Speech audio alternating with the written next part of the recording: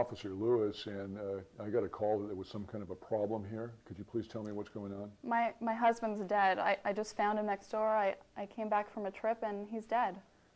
He's in the bedroom, and there's blood everywhere. And you live next door? Yes. Is there anybody else there? I don't think so, but when I got home, the door was unlocked. Okay, and all you saw was your husband? Yeah. And you feel that he's dead? Yeah, I think so. I mean, definitely. Okay. Listen, we want to take a look at, I have more questions for you. My partner's going to stay here with you, and we're going to take a look inside, and I'll be right back. You stay right here with my partner. Okay, thank you. Now,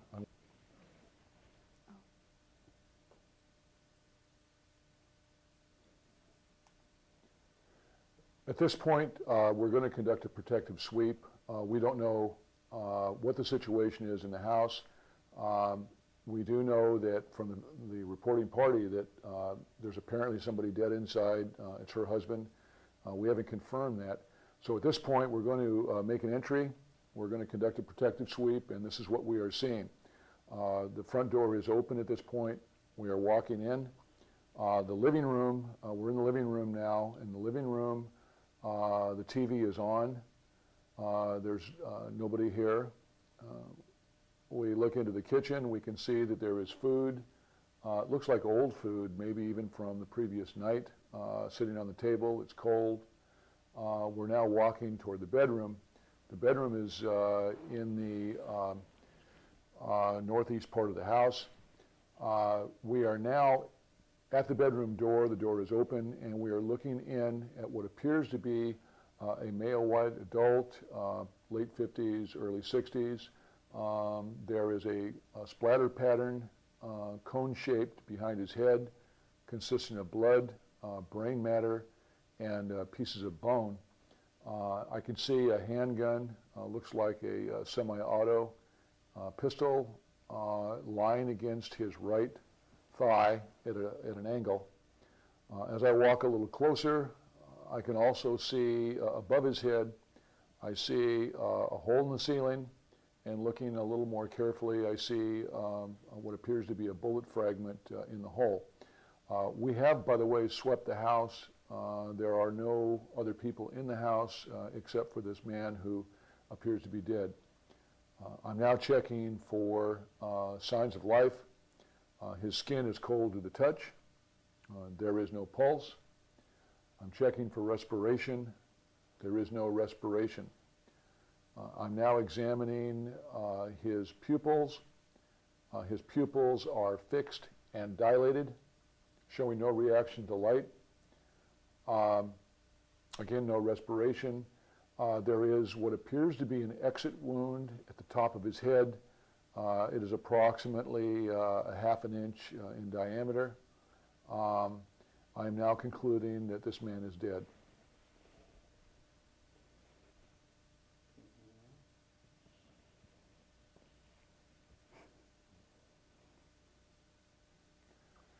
I'm very sorry to inform you that your husband is in fact dead. He appears to be, has suffered a gunshot wound to his head. Oh my God. Could you please, I'm going to need some information. Now, what is his name? Roland. Okay. And you said that you had gone away somewhere. When was the last time you saw him alive? Well, on Monday at about 12 noon, I left the house. We were having some problems, and I just needed to get away. And so I went to my friend Denise's house in Santa Barbara, and I've been there since. So okay. And that was on Monday? Monday. And what time did you leave? Noon. And your husband was okay at that time? Everything was fine. We were just having a little, argument type stuff going on. So you were gone for how many days? It's now Thursday. Yeah, well, till now. I just got home. Okay, what time did you get home? When I called the police, and that was at about, I think I arrived home at 11. So you left, did you say 8 o'clock? 8 o'clock. On Monday? No, noon. Noon on Monday. On Monday. Actually, on Tuesday, I called him to see if everything was okay, and what time did you call him? 8 o'clock on Tuesday night, and Okay. he said everything was fine, and he asked when I'd be home, and everything seemed like it was fine. And I got home today at 11 and called the police from my Okay. neighbor's house. So you said that you were having problems. What kind of problems were you having? Well, he was having some trouble with work and couldn't really handle the stress anymore, so they laid him off, and he really wasn't taking it well. He's also got high blood pressure, hypertension, and he's taking Coumadin and some antidepressant type drug, and I don't know what it's called, but we've had problems since then. And Was he seeing a doctor? he was Dr. Smith in Torrance. Okay. And when was the last time you saw Dr. Smith? I don't go to the doctor with him, so I don't know. Okay, so you don't know. So you said you were having problems, and you mentioned that he's been depressed. I'm sorry, did you say that he had been drinking? Drinking. Alcohol? Was there a drinking problem? Not really. Okay, but the two of you have been No. arguing, you said? Yeah, arguing. Okay, and that's why you left for Santa Barbara? Yes. Now, why was he depressed? You mentioned something about a job? Yeah, he was just, he was laid off, and he's worked there for so long and put in so much time, and he was so hurt by that, and it's just been really confusing for him, so I think that caused a lot of tension. Are you aware of there being a gun in the house? Yes, he has a gun. And did you get a look at, when I was there, I saw a gun in his, laying against his side. Was that It did that looked look like familiar his to you? gun, but I just glanced and looked away and ran out of the room. I was so afraid. I wasn't sure if someone else was in the house or if he actually killed himself. How far did you go into the room? I just took a couple steps in and backed up. Did you touch anything? I opened the door. All right. Now, has he had any other problems? Does he have any people who might be mad at him? Is he having any threats of any kind? No, everybody really likes him. But I don't think that he has any enemies. All right. Now, you mentioned this Denise. Mm-hmm. Do you happen to have her? Can you give us her phone number? Sure. And I think we'd probably like to call her. What's her last name? My last name? No, her last name. Jimenez. Jimenez. Jimenez. And what is your last name? Rollover. Okay. Now, Mrs. Rollover, you said that when you arrived at the house, you arrived around 11 o'clock. Now, was the front door locked? No, the front door was open, and I walked in. The TV was on. There was food on the dinner table, and it looked like someone had began eating there, my husband, and that's about all I noticed. I called his name, walked through the house, and then when I got to the bedroom, the door was shut, which was odd, and I opened the door and saw my husband, and then I... So the door was closed? Yes. Was it locked?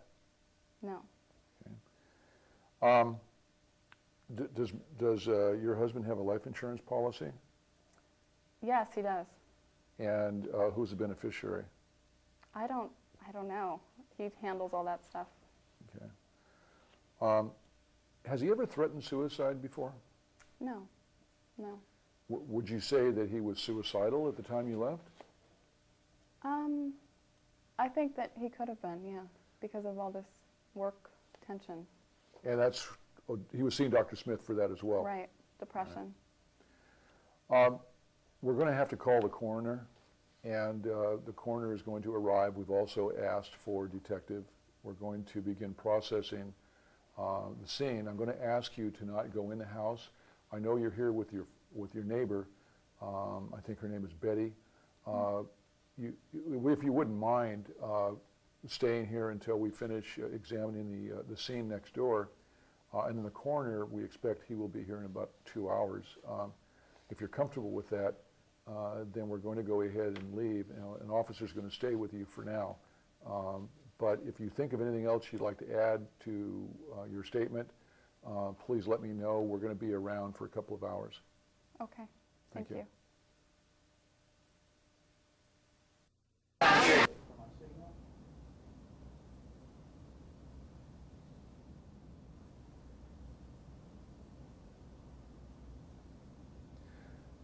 I'm back again. I have a couple of more questions to ask you, and I was interested in your relationship with your husband. How long have you been married? We've been married 8 years this July.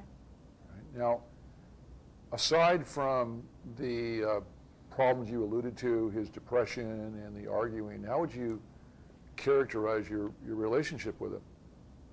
Well, it was always pretty stable up until he was laid off, and then he started becoming depressed and wouldn't really communicate his feelings to me, and it just started falling apart. That's why I needed some time away. So there was tension in the house. Yes. Do you know if he was having any other relationships outside the house? I don't think so. I hope not. Okay, and you earlier mentioned no enemies, no threats. Not that I know of, but he was also being quiet, and we didn't talk much, except for the occasional fight. Okay, thank you.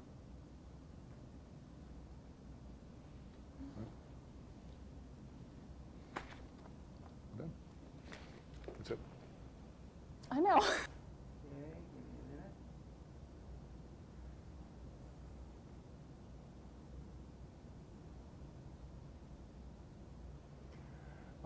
I'm Officer Lewis, and it's my understanding that you had called the police for your neighbor Shelby. Yes, sir, I did. Why don't you kind of walk me through the story and tell me what happened? I'm trying to figure out what the circumstances were. When did you first become aware of a problem next door? Well, all of a sudden, I heard pounding on my door. I went to my door. What time was this? This was about 11:15 in the morning. Okay. Shelby was yelling and screaming, a little hysterical, telling me to call the police, so I dialed 911 and gave her the phone. Okay. And did she tell you what the problem was? I didn't hear exactly what it was until she started talking to the police, saying that her husband was dead in their house. And did you go over there? No, I didn't, sir. I stayed with her until the police arrived. Okay, I see. How long have you known the family? About 5 years. How well do you know them? Just neighbors, talk to them occasionally when I see them outside, that's about it. Have you noticed anything unusual about Roland? Well, it was kind of unusual because I saw him, was it Wednesday when he was picking up the mail? It was middle of the afternoon, still wearing his bathrobe. I said hi to him, but he didn't answer. This would have been yesterday? Yes, sir. About what time was that? It was right around noon. Okay. And what did he do when he picked up the mail? Did you talk to him? I said hi, he didn't answer me or anything. I figured he didn't hear me or he was just preoccupied. He went back inside. And did you hear any other sounds or see anything going on in the house since then? There was a sound, thought it was a backfire from a vehicle that I heard. It was about 10:30 last night. Now, describe that sound again. It was just a popping sound. And where was it coming from? I just thought it was here in the neighborhood, either on this street or the one right behind me. Are you familiar with gunfire? No, sir, I'm not. Okay. So if I were to ask you if what you heard was a gunshot, what would your response be? I couldn't tell you. To me, it sounded like a car backfiring. Okay. Any problems in the neighborhood? Any suspicious activities? Anything like that? None that I'm aware of. When you had previously spoken with Roland, what kind of impression did he leave with you? He seemed very easygoing, relaxed. You're unaware of any threats of suicide or anything like that? None at all.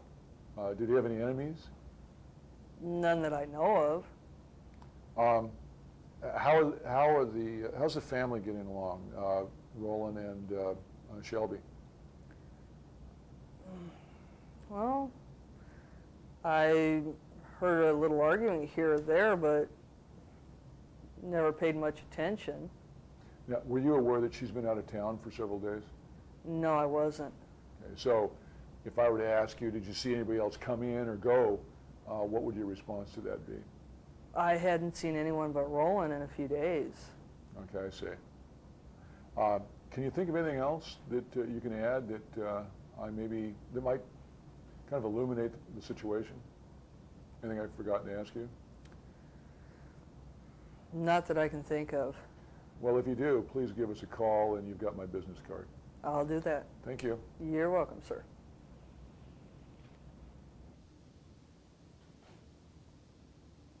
This will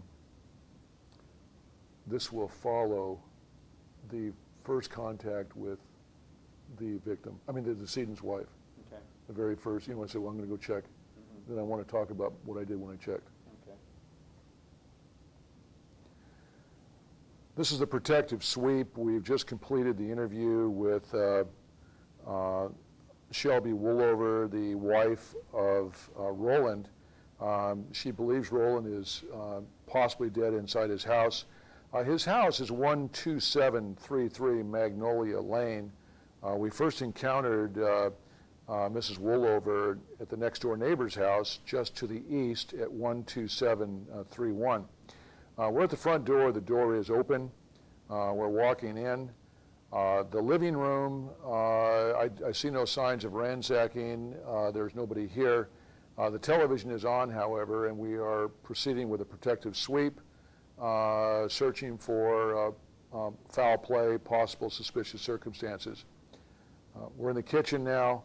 The kitchen, there's nobody here. There is a plate of food on the table. One place setting, the food is cold. It looks like it was partially eaten from some previous occasion. The rest of the house seems to be clear. We're now moving to the bedroom in the northwest part of the house. The door is standing open. I'm peering through the door. I'm looking for suspicious circumstances.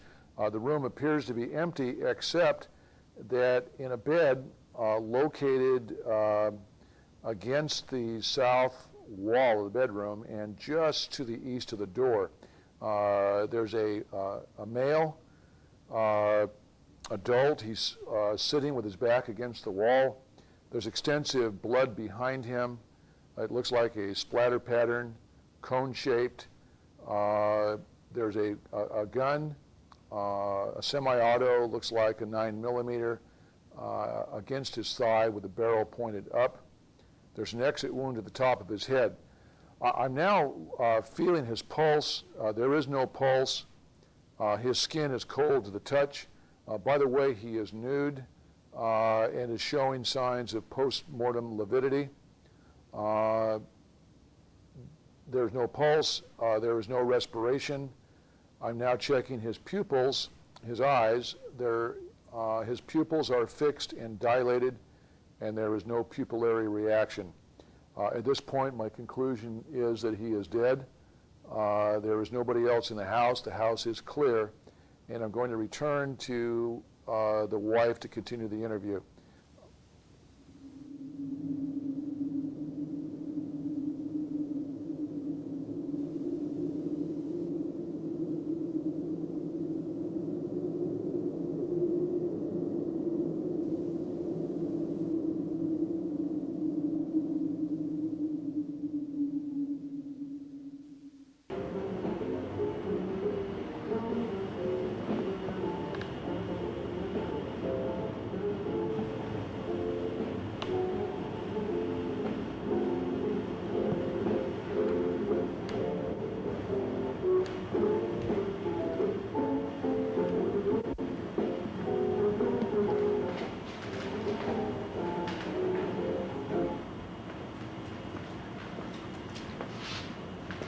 It's a splatter pattern above the head, showing upward velocity.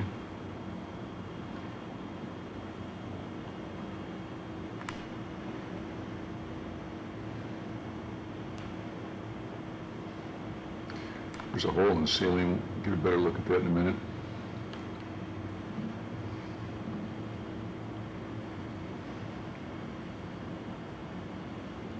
To use your imagination, this is an older male, about 60 years old, heavy set, and also, despite the appearance of what looks like clothing, we're going for the role play. We're going to make this man nude.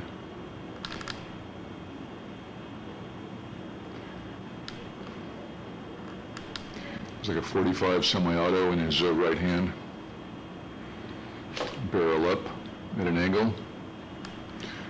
port, that's the port right there.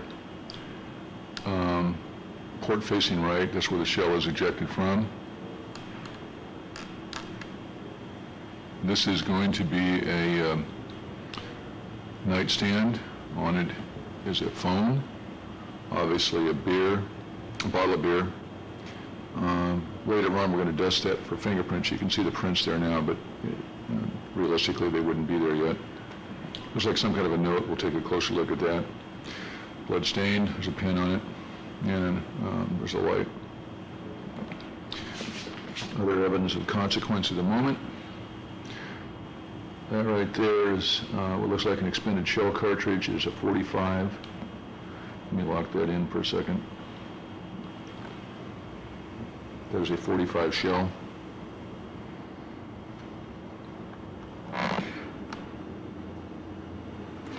Looking down from the top of the victim's head, this looks like an exit wound. A close-up shot of that on the top of the head.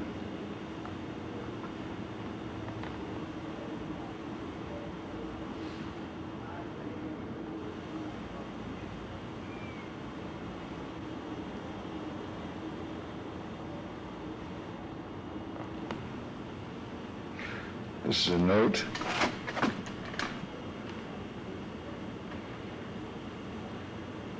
It reads, "I can't take it anymore. This is the only way."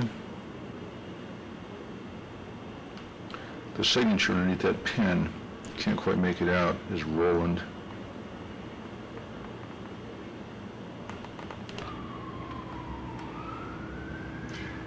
What we're looking at right now is a possible entry wound. Quite a bit of blood coming out of the mouth and out of the ears.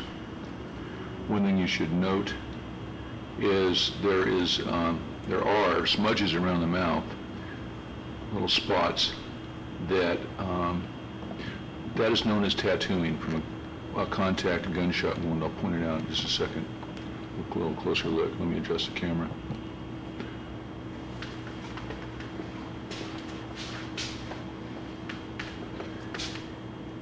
It would be these spots right in here. It's known as tattooing.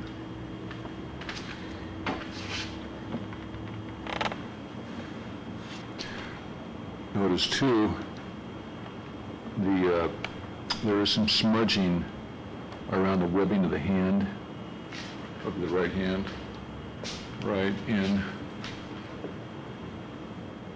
this area here. That is from gunpowder. There's some gunpowder right in here.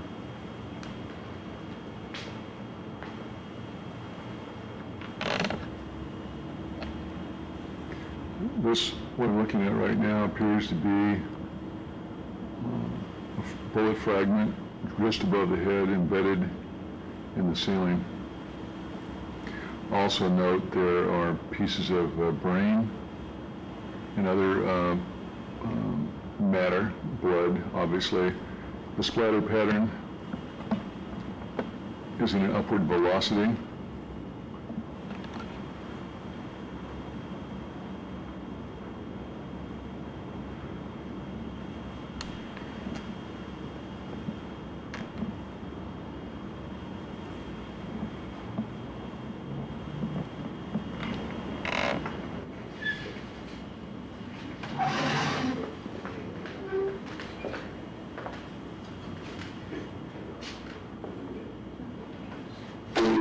Sunday?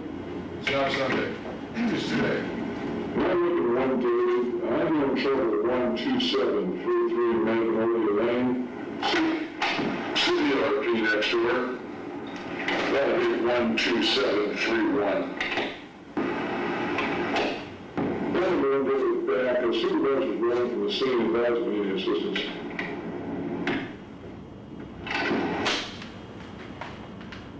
Okay, let me get my role players up here. I heard you had we got a call. I need to back out. Back up. I need to back out. Somebody else needs to do this. Why? Because I got nervous and my words are fumbled. Let me point out something, too. The call was an unknown trouble, correct? Suspicious circumstances. With a call like that, there will be multiple units dispatched. So the supervisor is now rolling to the scene. We don't know what it is yet. And let's give yourself one more unit at this point. So pretend that there's somebody else standing with Officer Feliciano right here. You're on. How you doing, ma'am? I need more loudly than that. And why don't you move a little closer in there? I'm gonna get my fill out some notebook, or this is all right? I don't care what you write on. All right. You write on your forehead if you want. How you doing, ma'am? What's the problem? My husband's next door. Got shot or something. He's dead. Okay, just tell me what happened. Can you go see if he's dead first? Yeah, but I need to know, is there anybody else in there with them? I don't know. I don't know What's anything. going on? I saw him. Stop. Very good line of questioning. Very good question right there. Now, armed with this information, we would assume he'd whip out his portable radio because now he's got a report of a possible death, possible shooting. So let's get that in the air. Possible shooting at this location. I need additional backups. Let's get him 2 more units. So he's got a supervisor. He's already got 1 person with him. He's got 2 more units. What I would do, Feliciano, is I would direct 2 units to the other location and have them stand by. All right. Let's pretend he did that. Okay. Proceed. Okay, now, pretty much I need to know what's going on over there, so are they... You need to get a little more information out of it first, and you're going to have to go over there. Okay. All right, so, okay, I got 2 officers over there, and they've been working to check it out, so could you just tell me what's going on here? What do you know about it? Time out again. Who's the evidence officer on this? Oh, I am. Oh, okay. Okay, well, I was out of town. I've been out of town for a few days. And when I came home, I walked into the house and I walked into the bedroom and my husband was sitting on the bed and he was dead. Okay. Was there anybody else with them? I don't know. I just got home. Okay, do you live at that residence? I'm his or- wife Okay, so, and I live with him. 2 of the units just went on scene. They have contained 12733. They're waiting for further instructions from Officer Feliciano, the handling unit. okay, did he mention anything to you about being happy or? Well, yes, he's been suffering from depression. Time out. This is kind of detail that we can put for later. We need to do a couple things. We need to verify that this guy's dead, find out if somebody's inside with him. We don't know whether he did it himself. You got a murder suspect in there. We don't know when it happened. So here's what I would do. I would have a unit, explain to her, you're going to have an officer stand by with it for a minute while you go over and check. So we're going to bring one of those other officers over here to stand by with her. In fact, we'll bring 2. We don't want them by themselves. And then Feliciano and I are going to check. Just swing the camera around. You need a camera. Now remember, this is not a detailed crime scene investigation at this point. We're going to do a protective sweep. We're going to go inside, and we're not going to do the tactical thing. We'll just pretend that we did all that other stuff you're supposed to do on an entry. We're going to go in, and I'm going to have, now, I'll have Feliciano attempt to verify death real quickly. Make sure to see what we got there. Okay, Jose. Noel, I mean, sorry. You're on. Is there a door here, or are we supposed to pretend? Well, yeah, let's pretend we went in the house. So we're pretend we did a tactical entry. No, we're certainly not going to stroll in. We need a flashlight. Okay, so we're now, notice, there's a front door there. The house faces to the north. The bedroom, this is a master bedroom, is in the southeast corner of the house. All the geography here matches up pretty well. That door is that door. That door is that first door on the west side, and that door is the second door on the west side, and so on. Nice big bedroom. Okay, here we are. So both doors open? The door was, this door, when we came, we're coming in through that north door. This door right there. It was open. She left it open because she poked her head in, remember? Okay. All right, now we're here. All right. Well, I entered the bedroom. Nobody else is at the residence except the... We swept the house. Yeah. Nobody here. There's a male, white. Let me describe this guy too, because we've got to use our imagination here.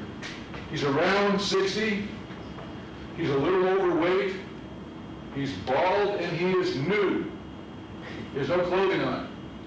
Okay, and I realize if you look at this very carefully, you don't get quite that imagery. But we'll just pretend that's what we're seeing. Okay. All right, well, there's a man here as you just described. He looks deceased. We can go ahead and just verify. How do you know he looks deceased? That he looks deceased. We're going to verify right now. What are you seeing that makes you think that? Well, there's a gun in his hand. There's an exit wound in his head, and there's brains and blood scattered all over the wall. Possible brain matter, blood and bone. So, Okay. and I don't see any movement. So. Okay, what are some of the things I told you to check? Okay, first of all, we're going to check for a pulse. All right. So, do I touch him? Go ahead. All right. He doesn't have no pulse. Okay. So I'm going to whip out a mirror also and check for any breath. By coincidence, you had him in your back pocket. Okay. So I stick it under his nose and Okay, no breath. he's not breathing. So What does his skin feel like when you touch it? he's extremely cold. When I felt for his pulse, his skin Very is good, real cold. very good. So skin cold to touch. What's the real signal I told you guys yesterday? One other thing, without doing, As far as appearances go, verification of death. The flashback? Yeah, we're going to check his pupils to see if there's any pupil ever react. yeah, I'm open his eye and he's got a flashlight. There's no pupil dilation. You know, there was other open. Pop that thing open. It's extremely stiff. So, You're worse than I am. and there's no pupil dilation. Okay, And why am I happy about that?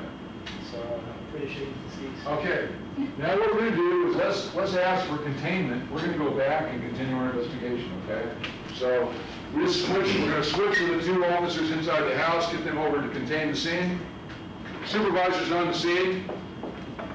Supervisor, after being briefed by Officer Feliciano, has notified the coroner's office at, it's now about 13:25 hours. Coroner notified. Okay. We're back next door, and Officer Feliciano is going to continue with the interview. He's going to speak nice and loudly and clearly so that we can pick it up and everyone can hear it. Okay, you're on.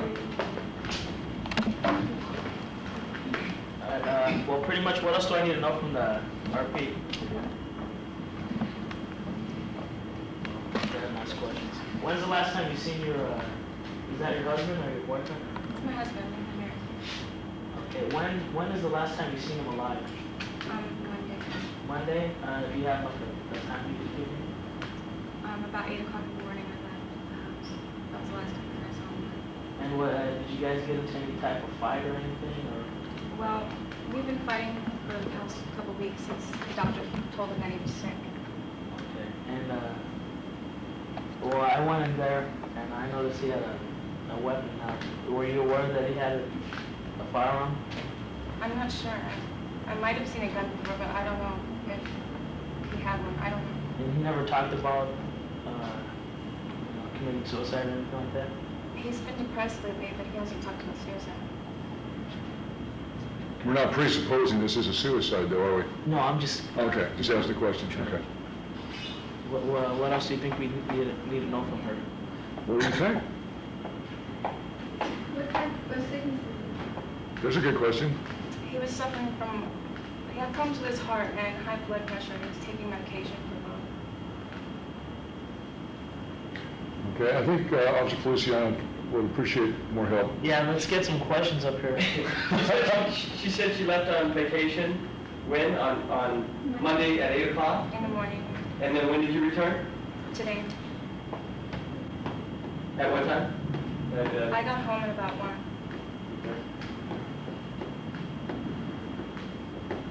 Where'd you go? To Lake Tahoe to see my sister. Could we get a number, or could we verify with your sister? Yes, you can. Her phone number is 415-373-5244. Last 4 digits, please. 5244. And her name? Make that up? Oh, go ahead. Can we make it I up? think it's fine. In fact, you can make the number up too if you want. Okay. All right? If you didn't get the number, just make it up. They're good questions, so that's what I was looking for. More questions? It was her sister? You spent since Monday with her then? Yes, In Lake Tahoe? yes. What did you do? Well, actually, I was trying to just get away from my husband for a few days. We've been fighting. Were you upset with your husband? I just needed to get away from him for a little while. You want to elaborate on your problems or anything? You want to tell me about what was going on? Well, he'd been drinking, and we've been fighting since he lost his job. He had to retire because of being sick. He lost his job, you said? Well, he had to retire from his job Just recently? about 6 weeks ago. 6 weeks. What profession was your husband in? He was an engineer. He worked for aerospace.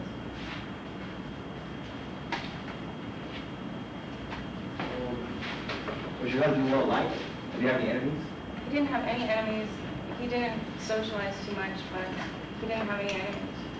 Did he gamble? Did you have any, like, did he gamble? No.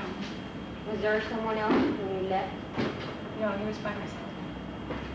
Do you suspect your husband of having any premarital affairs or No, I don't. Is he an extramarital? extramarital? How long have you been married? 30 years. 30 years.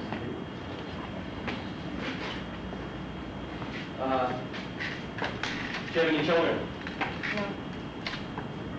No. Was anybody taking care of your husband or looking after him while you were gone? No, he was doing fine. I mean, he wasn't in that bad of health.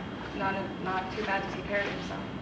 Does anybody have keys or any way of getting into your house? I mean, permission to get into your house? No. Good questions.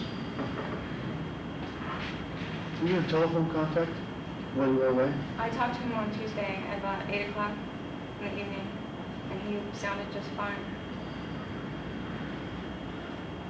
2 o'clock you talked to him on the phone, you said? 8 o'clock. 8 o'clock? On Tuesday. Yeah, in the evening. How did he sound at the time? He sounded just fine. He didn't sound upset or anything.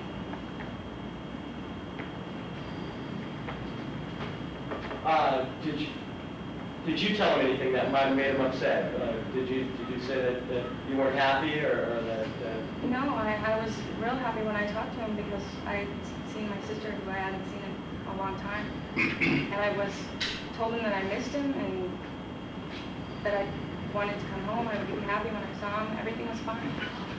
Do you Feliciano, has this sparked any new questions?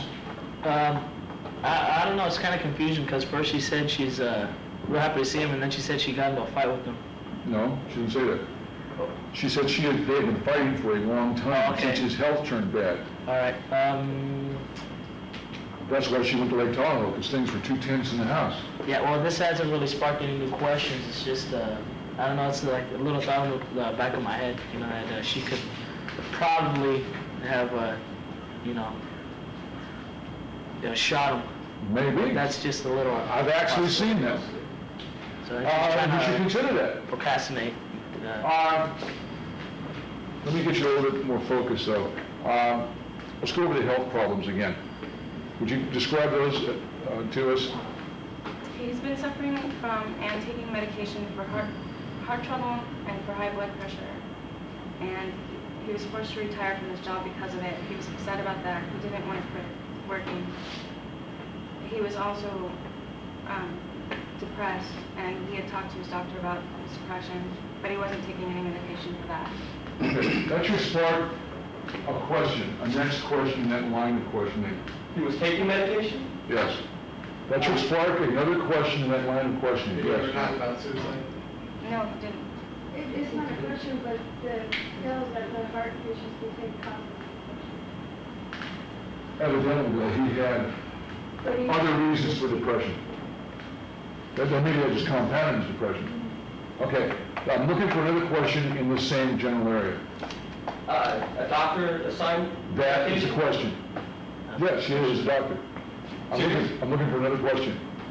A follow-up to that, yes. What type of medication was it? Make it I up. think I got it. I'm looking for another question as follow-up to the last one. Does he use any drugs? He's taking medication. No. Illegal drugs. No, he's not a cocaine. I'm looking for another question. When was the last time you saw a doctor? That's a good one, but that's not the one. Who is his doctor? Who is the doctor? Who is the doctor? His name is Dr. Payne, P-A-N-E. You can make up his phone number. By the way, at this point, you would want to call Dr. Payne's office and verify his medical condition. So let's say that you did. And you got a hold of Dr. Payne, and he did in fact verify everything she just said.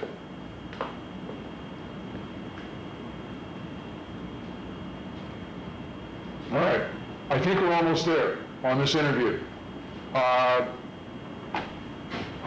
I'm going to ask this question because I think that, I don't know if I emphasized enough. At the very end of the interview, you want to ask a question. Is there anything else that you can add that may help us in our investigation? So I will ask that question. I'm not sure if it will help you, but when I got home, it was strange because all the lights had been on in the house, the TV was on. I walked into the kitchen, dinner was out on the table. I mean, all the dishes and everything were still out, and he's not like that. He puts things away. And that's when I walked into the room and saw him. And I screamed and went next door to see my neighbor. I don't know if there's anything else that would help. You said that you saw dinner was left out on the table? It was already mostly eaten, but everything was still sitting out on the table. Cold. Okay. One.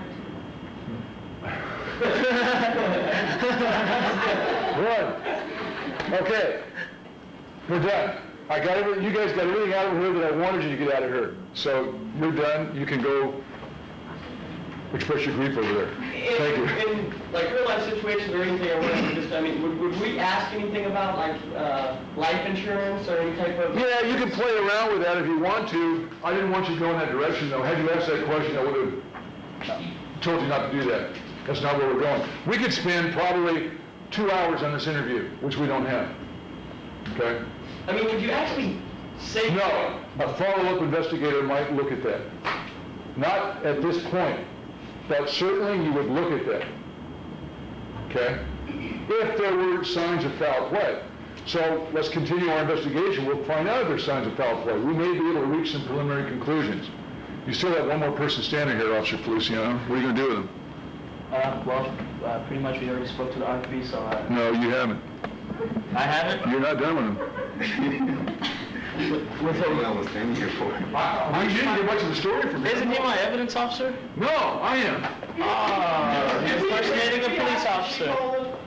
She did not call. She went to the neighbor's house and he called. Oh, so he's just a neighbor. He's a neighbor. You're in his house. Have a seat, buddy. Have a seat, buddy. Not that bedside manner. How you doing, sir? My name is Officer. Don't worry about that. I'm pretty much I'm aware. You know what went on next door, right? Yeah, I'm So, sure. well, do you have anything that Well, around 1:05 p.m., I was at home watching TV, and I heard some pounding next door home. And I saw my next door neighbor shouting. Her name was Roland, and Well, her name's not Roland. oh, Janet, sorry. Roland was the husband. By the way, we didn't ask her what her husband's name was. It was Roland, R-O-L-A-N-D. And I saw my next door neighbor Janet screaming. She came up to me. I tried to comfort her in my home. That's when I called 911. What else I should do? That's it for now. You said you heard pounding? No, wait a minute. Let's get Feliciano. Thank you. The pounding on the door. Pounding on the door. Go open the door. That was the victim's wife pounding on the door. She was upset. What kind of pounding are you thinking of? Probably should have been pounding next door. No. Yeah, that's what I thought. No. On his door. On his door. He's in his room, in his house. This was at his door. Okay. Okay, I'm kind of confused with your story here. I understand it, but Who was it? who was screaming?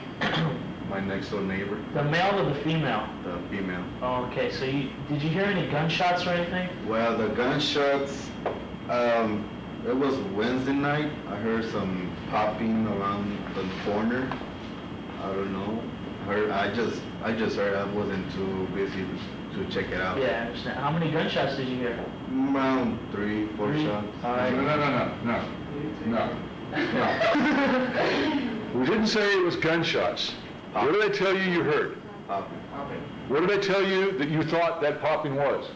Oh, it was a car. A car backfiring. Yeah, backfiring. That's why you thought, that's what you thought it was. At that point, Officer Feliciano decides to have the station check the radio log to see if there was a report of anything at 10 o'clock on Wednesday night. They confirmed the report of fireworks in the neighborhood at 10:05. A call was dispatched, couldn't find anything, and cleared the call.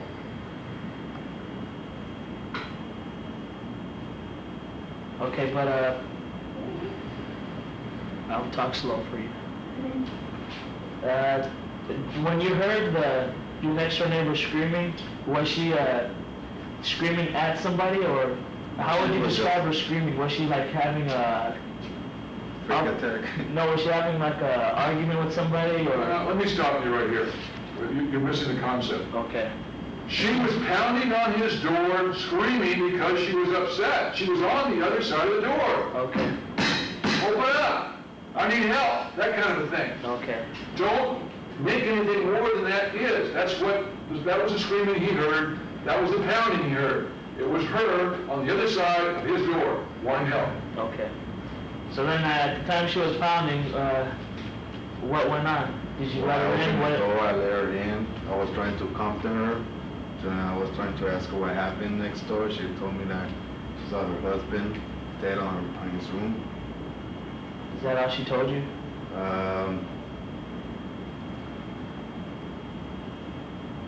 Yes. Yes. Did you guys carry on any conversation?